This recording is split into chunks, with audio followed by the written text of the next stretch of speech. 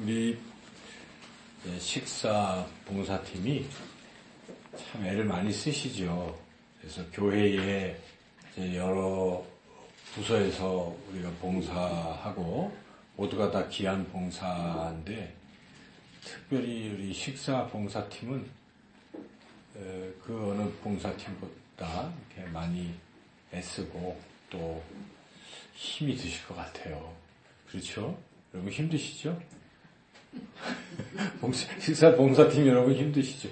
여러분들이 아니면 우리가 이렇게 주일마다 점심때는 아주 성대한 음식을 이렇게 먹을 수가 없잖아요. 그래서 어느 교회를 가봐도 이렇게 맛있게 먹는 교회는 없는 것 같습니다. 제가 뭐 자주 다니기는 어렵지만 옛날 기억으로 제일 크다기보다 유명한 게 사랑의 교회에서도 돈 내고 밥을 먹지만 그리 그렇게 맛있는 것 같지가 않고 그렇습니다. 근데 우리 이 교회는 자랑이라고 한다면 음식이 자랑이 아닐까 싶은데 우리 식사봉사팀이 정말 애쓰고 헌신해 주셔서 우리 성도님들이 그런 복을 누리게 된 줄로 믿습니다. 감사합니다. 네. 그래서 오늘 이렇게 이제 헌신을 다짐하며 하나님 앞에 예배를 드리고 있습니다. 하나님께서 주시는 이 말씀은 갈라디아서 5장 13절에서 15절까지 말씀인데 참 귀한 말씀입니다. 이 말씀의 배경은 당시 갈라디아 교회에 이단이 침투를 했습니다. 그래서 구원받는다는 게 예수님을 믿는 것으로 구원받을 수 있겠느냐, 그렇게 쉬운 게 아니다. 할례도 받아야 되고 또 여러 가지 율법에 있는 것들을 지켜야 된다. 이런 얘기를 이제 자꾸 하니까 바울이 지금 그러면서 갈라디아 교인들이 왔다 갔다 한 것입니다. 그래서 그런 것을 또 쫓아가니까 편지를 보낸 것입니다. 그래서 처음 시작할 때부터 별로 감사도 안 드립니다. 우리 서신서를 다 보면은 공통이 뭡니까? 그 교회를 심지어 고린도 교회도 막 칭찬하잖아요. 다. 근데 갈라디아 교회는 칭찬 안 하고 막바로 야단을 치기 시작하는 거죠. 그러면서 그 유명한 말씀, 다른 복음은 없나니 하면서 왜 다른 복음을 줬느냐. 예수 그리스도를 믿음으로 구원받는 것인데 왜 자꾸 다른 소리를 하고 그것을 쫓아가느냐. 이렇게 꾸짖으면서 바울이 복음이 뭔지를 설명한 것이 갈라디아서입니다. 그래서 로마서도 있잖아요. 로마서가 16장이고 갈라디아서가 6장인데 로마서를 압축을 해본다면 갈라디아서다. 이렇게 말할 정도로 종교개혁을 일으켜서는 루터는 갈라디아서가 최고다. 이렇게 얘기할 정도로 복음을 말하고 있는 이 서신서가 갈라디아서입니다. 그래서 그 결론은 예수님을 믿으면 구원을 받는 것이고 율법, 그들이 말하는 율법에서 진정한 자유를 누릴 수가 있다.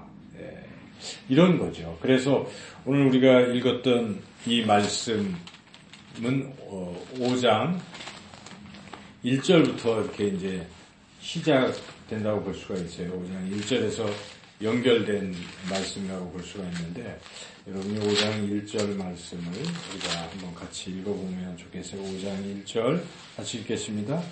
그리스도께서 우리를 자유롭게 하려고 자유를 주셨으니 그러므로 굳건하게 하셔서 다시는 종의 멍에를 매지 마라. 율법의 멍에를 매지 마라. 그 율법으로 구원받는다는 그런 것에 지금 휩쓸려 가지고 율법을 지켜야 구원받는다 이렇게 돼서 율법이 멍해가 되는 이제 이러면 안 되고 예수님 믿음으로 자유를 주셨으면 자유를 누리고 다 흔들리지 말고 살아라 이렇게 이제 권면을 한 것이죠. 그래서 우리 그리스도인들은 자유를 얻은 것입니다. 예수 그리스도를 통해서 자유를 얻게 되었는데 그런데 자유를 얻었다고 해서 마음 놓고 방종해서 되겠느냐 하면서 이제 쭉 자유를 얻은 것에 대해서 얘기를 쭉 한 거예요. 1절부터 12절까지 다 하더니 그래서 그렇게 자유를 못 누리게 하는 자들과는 인연을 끊어라 이렇게까지 얘기를 하죠. 그래서 그 11절, 12절 한번 읽어볼까요? 형제들아, 내가 지금까지 할례를 전한다면 어째 지금까지 박해를 받으리요? 그리하였으면 십자가의 걸림돌이 제거되었으니 너희를 어지럽게 하는 자들은 스스로 베어버리기를 원하노라. 잘라버려라. 상종하지 말라. 할례 갖고 자꾸 얘기하고 할례 받아야 다 끊어버려라. 이렇게 얘기한 거죠. 그런데 그렇게 자유를 얻어서 자유를 누리고 살면 되는데 그러나 하면서 이제 또 한 가지를 말씀하는 것이죠. 13절 오늘 말씀의 시작 부분을 같이 읽어보겠습니다. 형제들아, 너희가 자유를 위하여 부르심을 입었으나 그러나 그 자유로 육체의 계를 삼지 말고 오직 사랑으로 서로 종노릇하라. 그래서 자유를 얻었으니까 지금부터는 내 마음대로 살아도 되겠다. 그래서 온갖 죄를 져도 되겠다. 그래도 나는 예수 그리스도를 믿음으로 구원받는 것이니까 하고 그렇게 살려고 해서는 안 된다는 것입니다. 오히려 우리가 자유케 됐지만 스스로 다시 종이 한번 되라 하는 뜻입니다. 율법의 종이 되라는 뜻은 아니죠. 사랑의 종이 되라는 거죠. 사랑의 종. 그래서 여기에 오직 사랑으로 서로 종노릇하라 이런 말씀입니다. 오늘 이 말씀의 핵심은 서로 종노릇하라. 그래서 이 서로 종노릇하라라는 제목으로 우리가 이 식사팀 헌신 예배에 우리 식사팀에게 그리고 우리 모두에게 주시는 하나님의 말씀에 귀를 기울이기를 소망합니다. 종노릇하라는 것이죠. 서로 이게 쉬운 건 아니죠. 여러분 옆에 사람을 한번 바라보세요. 다 바라보세요. 바라보시고 둘씩 짝을 져서 이렇게 얘기합니다. 나는 당신의 종입니다. 나는 당신의 종입니다. 진짜입니까? 여러분과 저도 한번 그렇게 얘기해볼까요? 저는 여러분의 종입니다. 근데 여러분, 나는 당신의 종은 아니야. 뭐 이렇게. 그런 건 아니잖아요. 그러니까 서로에게 종노릇하라. 이것이 이제, 하나님이 주시는 말씀입니다. 근데 서로에게 종노릇한다 할 때의 자세는 어떤 자세입니까? 우선 종이라는 것은 어떻습니까? 여러분, 종 해본 적이 있나요? 옛날에? 노예로 사셨나요? 지금 시대는 그런 게 없지만, 이제 직장을 다니시는 남성분들은 그런 걸 많이 느끼는 것이죠. 오너가 있잖아요, 사주가. 요즘 우리가 신문지상에도 뭐, 오너가 막 성폭, 이런, 그죠? 무슨 피자인가요? 갑질은. 예, 그런 거를 우리가 소위 갑질. 당하는 을의 입장은 그게 완전히 종인 거나 마찬가지잖아요. 그래서 그런 삶을 우리가 산다고 친다면 굉장히 비참하게 느낄 것이고 그렇게 살고 싶지는 않을 것이지만 그런데 종노릇을 하라는 것입니다. 서로 예수님 믿는 사람들끼리는 서로가 제가 당신의 종입니다 하고 그렇게 살라는 종의 특징은 굉장히 비천하고 낮은 자세를 취하는 것이죠. 그렇죠? 그래서 옛날에는 주인이 외출하고 돌아오시면 이 팔레스타인 지역에서 그 전통이 뭐냐면 발을 씻어야 돼요. 발을 다. 근데 발을 누가 씻어줘요? 종이. 그렇게 씻어주는 거예요. 근데 우리가 알지만은 우리 예수님께서 제자들의 발을 씻어주셨잖아요. 종로로 타신 거예요. 예수님이 내가 너희들의 발을 씻겨준 것 같이 너희도 서로 발을 씻으라. 그러니까 이 여기서의 종노릇은 바울이 예수님의 그 말씀을 생각했을 거예요. 그렇죠? 그 복음서는 전승으로 전해지는 것이기 때문에 생각을 하면서 그래. 야, 주님이 서로 발을 씻어주라 했으니까 우리가 서로 종노릇하는 게 맞다. 그 말씀을 전하고 있는 것입니다. 그래서 교회에서는 왕노릇하는 게 아니지 않습니까? 목사가 왕도 아니고 뭐 직분자가 왕도 아니고 그렇다고 성도들이 내가 왕이다, 우리가 왕이다 이런 것도 아니고 뭡니까? 다 우리는 종입니다. 주님의 종입니다. 그리고 성도님들의 종입니다. 교회의 종입니다. 이런 종의식을 갖게 되면 이게 정상적인 교회가 되는 것입니다. 주님이 원하시는 모습을 갖게 되는 것이죠. 그런데 교회에 자꾸 왕노릇하고 행세하면 안 된다. 그러니까 여러분 식사 봉사팀 참으로 그냥 그 봉사팀 자체가 교회에서 어떻게 보면 종노릇하고 계신 거예요, 사실. 여러분들이 참 그거 얼마나 힘들어요. 제가 봐도 힘들어요. 설거지 혼자 가서 하시는 모습을 보면 가슴이 찡해요. 그죠? 전에도 좀 해보고 싶어갖고 제가 기웃거려 보지만 저리 가세요. 이제 그러니까 제가 못하긴 하지만은 참 그 귀한 일이에요. 그죠? 그리고 그 밥하고 음식 또 재료 사서 조리하고 하는 거 굉장히 어려운 일이고 귀한 일이고 그런 섬김의 마음이 없으면 불가능한 일이죠. 그래서 여러분들은 참 잘하고 계신데 좀 더욱더 잘한다면 항상 의식이 그래 이렇게 내가 식사봉사하는 게 내가 뭐 못나고 괄시 받는 게 아니고 뭡니까? 이 주님의 말씀대로 살고 있는 거예요. 그래서 주님이 보실 때는 낮은 자가 나중에 어떻게 돼요? 높은 자가 되는 게 주님의 원리이기 때문에 하늘에서는 하나님께서 높이 그런 귀한 상급으로 그렇게 보상해 주실 줄로 믿습니다. 그래서 항상 우리는 낮은 자세로 임하는데 첫째는 그렇게 겸손하게 해야 된다 하는 것입니다. 그리고 두 번째 자세는 자발적으로 하라는 것입니다. 자발적으로. 자, 오늘 본문에서 여기에 자유로 13절에 보면 자유로 육체의 기회를 삼지 말고 그러니까 지금 이 자체가 자유가 있는 거예요. 그죠? 이 자유를 얻었다는 것입니다. 그렇지만 자유가 있지만 종노릇을 하라 하는 것은 거기에는 스스로 결단을 하고 자기가 결정하는 의미가 있는 거예요. 그죠? 억지로 너는 식사봉사팀이야. 지금부터 올해는 무조건 종이 돼 하고 해서 내가 왜 재수없게 식사봉사팀이 됐을까? 이렇게 사는 게 아니잖아요. 그죠? 여러분들은 다 자원하신 거예요. 우리 교회는 자원하잖아요. 그죠? 쓰라고 그러면 여러분들이 그래도 우리 많은 분들이 식사봉사팀을 이렇게 자원하시는 모습을 제가 봅니다. 참 그것은 자발성이 있다는 것이죠. 봉사는 그렇게 하는 것입니다. 남이 시켜서 억지로 막 하려고 하는 것은 이미 좀 애매한 거예요. 성경은 자원하는 것을 굉장히 최고로 쳐주시는 거예요. 하나님께서 자원하는 거. 그래서 우리 화목제물을 드려도 여러 가지가 있지만 감사해서 드리는 것 또한 뭐가 있습니까? 자원해서 드리는 것. 물론 자기가 약속을 해서 서원해서 드리는 것도 있고 종류가 여러 가지지만 이 자원해서 드리는 건 굉장히 귀한 것이라는 것입니다. 물론 화목제 그 자체도 그것도 자원해서 드리는 거예요. 다른 거는 더 의무예요. 죄를 졌으면 안 하면 그냥 끝나는 거예요. 그래서 번제, 소제, 속죄제 이런 거는 안 하면 큰일 나는 거예요. 속건제 다 의무적으로 해야 되는 것인데 화목제는 그게 아니거든요.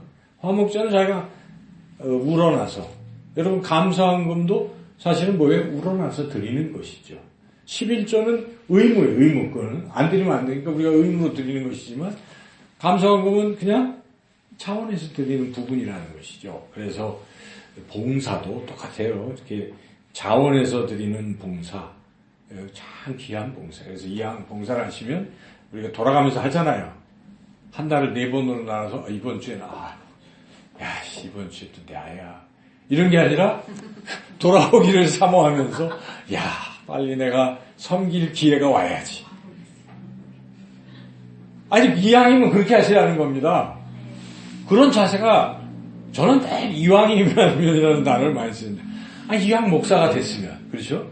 이왕 우리가 교인이 됐으면 이왕 직분자가 됐으면 한번 하는 거죠. 그죠? 죽도록 충성하고 이왕 식사봉사팀이 됐으면 어떻게 해요? 자원해서 드리시길 축원합니다.